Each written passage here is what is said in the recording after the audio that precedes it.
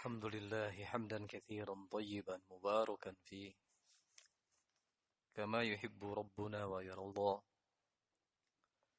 وأشهد أن لا إله إلا الله وحده لا شريك له وأشهد أن محمدا عبده ورسوله أما بعد إخواني في الدين rahimani wa rahimakumullah. Kita akan melanjutkan untuk membaca, mempelajari dan memurajaah pelajaran ilmu al-fara'id, ilmu waris, dan ini adalah pertemuan yang ketiga. Pada pertemuan sebelumnya, alhamdulillah kita telah selesai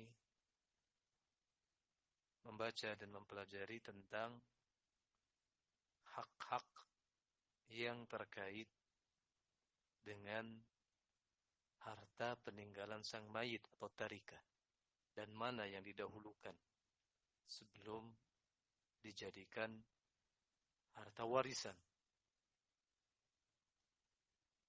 yang semuanya disebutkan oleh Syekh Al-Utsaimin rahimahullah ta'ala. Demikian pula para ulama lainnya. Al-huquq al-muta'alliqatu bit-tarikah ada berapa? Ada 5 yang berurutan. Yang pertama didahulukan atas yang kedua, yang kedua didahulukan atas yang ketiga. Apa saja hak-hak yang terkait dengan tarikah secara berurutan? Yang pertama apa? Biaya pengurusan jenazah. Yang kedua, hak-hak yang terkait dengan ain tarikah, dengan zatnya harta yang tinggalkan tersebut. Seperti apa? Seperti hutang yang menggunakan apa? Dijamin dengan adanya apa? Rahm. Hutang yang dijamin dengan adanya gadai. Kemudian yang ketiga,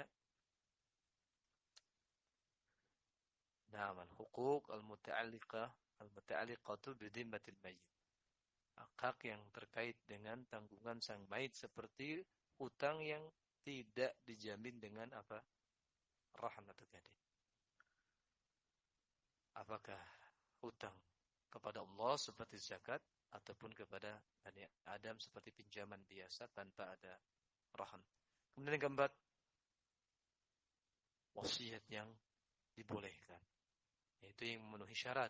Apa saja syarat wasiat? Pertama, kalau itu harta berarti maksimal berapa?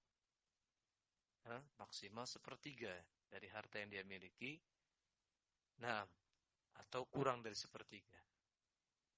Maksimal 1/3. Yang kedua, diberikannya kepada selain ahli waris. Yang ketiga, dalam perkara yang mubah atau yang disyariatkan, bukan dalam perkara yang haram. Baik. Kemudian yang kelima apa? Tarikah, huquq al-muta'alliqah bi tarikah. Al-irth. Inilah harta yang akan diwariskan. Setelah dipenuhi dulu yang 1, 2, 3, 4 tadi. Sebagaimana contoh yang telah kita baca pada pertemuan sebelumnya. Sekarang kita masuk kepada pembahasan berikutnya. Disebutkan dalam kitab Talkhis Syekh Muhammad bin Shalih Al-Utsaimin rahimahullah.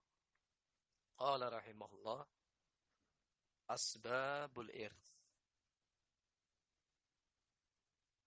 Sebab-sebab waris. Ini di sana ada beberapa sebab sehingga seorang bisa mewarisi. Ada beberapa sebab sehingga seorang bisa mewarisi. Sebagaimana pula nanti akan disebutkan mawani', penghalang-pengharang waris seorang dari mendapatkan waris. Pembahasan kita yang berikutnya adalah asbabul irth, sebab-sebab waris. Ini sebab-sebab seorang bisa mendapatkan apa? Warisan. Qala rahimahullah asbabul irth thalatha. Sebab-sebab waris. Sebab-sebab untuk mendapatkan warisan ada 3. Pertama, nikahun. Nikah. Ini seorang mendapatkan warisan karena sebab nikah. Yang kedua, nasabun. Nasab. Hubungan nasab, kerabatan. Ini seorang mendapatkan waris karena sebab memang dia memiliki hubungan nasab dengan yang meninggal tersebut. Yang ketiga, wala'un. Atau al-wala. Apa al-wala? Wala itu hubungan yang terjalin, hubungan asabah yang terjalin antara al-maula, yakni dengan antara seorang yang al-mu'tiq, yakni seorang yang membebaskan budak dengan budak yang dibebaskan. Jadi ketika ada seorang membebaskan budak, dibebaskan budaknya, ternyata dengan sebab itu dia memiliki hubungan al-wala. Ini as-sabah karena sebab. Sehingga ketika budaknya tersebut suatu saat misalnya yang dibebaskan tadi dia memiliki harta kemudian meninggal dan dia tidak memiliki ahlu waris yang lainnya, maka al-mu'tiq tadi yang membebaskan budak tersebut ini yang akan mendapatkan apa? Warisan. Jadi ini yang disebut dengan apa? Al-wala secara ringkas. Nanti akan disebutkan oleh Syekh rahimahullah. Nah, terbayang 3 ini. Pertama, sebab mendapatkan warisan, seseorang mendapatkan warisan karena sebab apa? Pernikahan, yaitu nikah. Yang kedua, karena sebab apa? Ada hubungan nasab. Yang ketiga, karena sebab apa? Al-wala. Karena sebab dia membebaskan budak. Nah. Syekh menjelaskan secara ringkas satu persatu. Yang pertama, fan-nikahu. Sebab waris yang pertama an-nikah. Yang dimaksud dengan an-nikah adalah aqduz zawjiyati as-sahih. Akad suami istri, akad pernikahan yang sahih. Yaitu yang memenuhi syarat-syaratnya berarti. Maka ketika sudah terwujud akad pernikahan, akad suami istri yang sah secara syar'i, fayarithu bihi zawju min zawjatihi. Maka seorang suami dia bisa mewarisi dengan sebab akad yang sahih tersebut. Seorang suami bisa mewarisi dari istrinya. Mewarisi dari istrinya, peninggalan istrinya. Demikian pula wazaujatu, dan seorang istri min zaujiha akan bisa mewarisi dari peninggalan suaminya. Sebatas atau dengan sebab terjadinya apa? Akad nikah yang sahih, yang memenuhi syarat-syarat secara syar'i.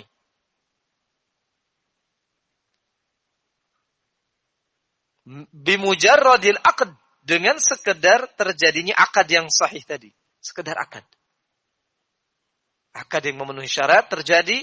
Wa illam yahsul bainahuma ijtima'un. Walaupun belum terjadi antara suami istri tersebut yang sudah akad sahih tadi, belum terwujud ijtima'. Belum berkumpul. Belum terjadi dukhul. Belum berkhalwat. Belum terjadi. Sebatas baru akad saja. Misalnya, laki-laki dan wanita baru saja akad pernikahan yang sah. Belum sempat. Dukhul. Belum sempat. Berkhalwat, berduaan dan sebagainya. Ternyata salah seorang dari suami istri tersebut ingin suaminya atau istrinya meninggal. Maka sebatas dengan akad tersebut, antara suami istri tadi bisa saling mewarisi. Yani bimujaradil aqd as-sahih. Sebatas atau sekedar dengan akad yang sahih, maka bisa mewarisi di antara keduanya. Ini sebab nikah, sebab waris yang pertama itu apa? An-nikah. Ini menunjukkan bahwa akad nikah sebuah akad yang kuat. Mitsaqan ghalidha. Betul-betul perjanjian akad yang apa? Kuat. Nah. Barakallahu fikum. Yang kedua, sebab irth adalah an-nasab tadi. Wan nasabu, dan nasab itu adalah al-qarabatu. Qarabah. Wahia kekerabatan, wahia al-ittisalu baina syakhsaini biwiladatin qaribatan atau ba'idatan. Qarabah itu adalah ittisal, hubungan antara dua orang karena sebab kelahiran. Karena sebab apa? Wiladah, kelahiran. Apakah qarabahnya tadi jauh, dekat, ataupun jauh tadi, kekerabatan. Karena sebab kelahiran. Ada kekerabatan bukan karena sebab wiladah, tapi karena terjadinya pernikahan. Yang disebut dengan apa? Al-musaharah. Kalau ini tidak. Ini bukan kerabat, na'am, karena misalnya apa? Keluarganya sang istri, gitu kan? Misalnya apa? Karena sebab menikah suami istri, maka ayah sang suami kan jadi mertua. Ini qarabah kan? Qarabah. Kerabat, tapi bukan dari jalan wiladah. Bukan nasab ini. Tapi dari apa? Disebutnya musahar. Kalau musaharah tadi, bukan ahli waris ini. Bukan yang mendapatkan apa? Warisan. Tidak ada mendapatkan warisan dari mertua atau dari mantu. Tidak ada. Jadi, sebab kedua seorang bisa mendapatkan waris karena qarabah, yaitu hubungan antara dua orang karena sebab wiladah, kelahiran. Ini nasab. Apakah mungkin jauh ataupun dekat. Dan nanti akan diketahui siapa saja dari nasab tersebut yang termasuk ahli waris dan siapa yang tidak. Nah, mungkin nasab karena sebab wiladah, namun tidak semua. Qarabah karena sebab wiladah itu ahli waris. Nanti insyaallah pada bab-bab berikutnya akan diterangkan. Hanya saja secara umum bahwa dengan sebab adanya hubungan nasab ini menjadi sebab seorang bisa mendapatkan apa? Waris. Sampai sini dipahami? Nah. Yang ketiga, sebab waris adalah al-wala'u. Al-wala'. Yaitu kata Syekh, usubatun tathbutu lil mu'diq wa asabatihi al-muta'assibina bi anfusihim bisababil 'itq. Ada beberapa lafaz yang insyaallah akan dipahami pada penjelasan lebih jelas pada penjelasan berikutnya. Namun cara gambaran umum dulu, wala yaitu usubah, hubungan asabah. Kemarin kita telah terangkan bahwasanya apa? Nanti juga akan disebutkan lagi bahwa seseorang mendapatkan waris. Kalau tadi sebab-sebab waris, sekarang macam warisan, macam cara mendapatkan warisan. Itu ada yang ahlul fard, yaitu karena memang orang-orang atau ahli waris ini sudah disebutkan bagiannya secara pasti, secara jelas oleh Allah di dalam Al-Quran. Seperti ada yang mendapatkan setengah, kemudian 1/4, 1/8, ada yang 2/3, 1/3, 1/6. Nah, ini bagian-bagiannya. Ini disebut ahlul fard. Tapi ada yang mendapatkan warisan bukan ahlul fard.